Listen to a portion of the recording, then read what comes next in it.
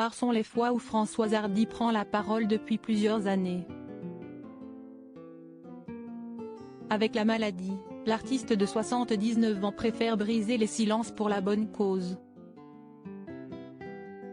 Notamment en affirmant ses positions sur des faits politiques comme l'euthanasie et, plus récente, la question de la réforme des retraites.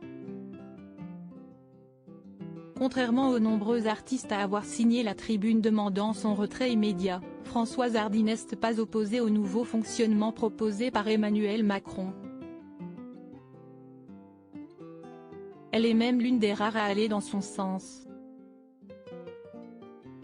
Dans les colonnes du journal du dimanche ce dimanche 9 avril, la maman de Thomas Dutronc ne s'est pas fait prier pour donner son opinion. Et si elle en avait eu la force, Françoise Hardy ne serait sûrement pas descendue dans la rue pour soutenir les manifestants. Je m'intéresse aux réalités économiques et j'ai compris qu'il y a plusieurs raisons impératives d'effectuer une réforme des retraites, a-t-elle fait savoir. Tous les pays européens ont mis l'âge de la retraite à 65, 66 ou 67 ans, sauf le nôtre, dont la dépense publique est la plus élevée d'Europe.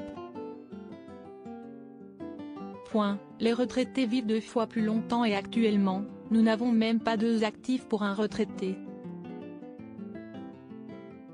Elle n'est d'ailleurs pas tendre avec les manifestants qui mettent la rue sens dessus dessous lors des journées de mobilisation qui, d'après elle, rendent les choses encore pires. Les grèves répétées aggravent un peu plus la situation économique avec les problèmes de transport qu'elles provoquent et qui empêchent beaucoup de gens de se rendre normalement à leur travail et même certains d'entre eux de travailler, mais aussi la transformation de Paris et du pays en repoussoir touristique, sans parler de toutes les violences et les nombreuses dégradations.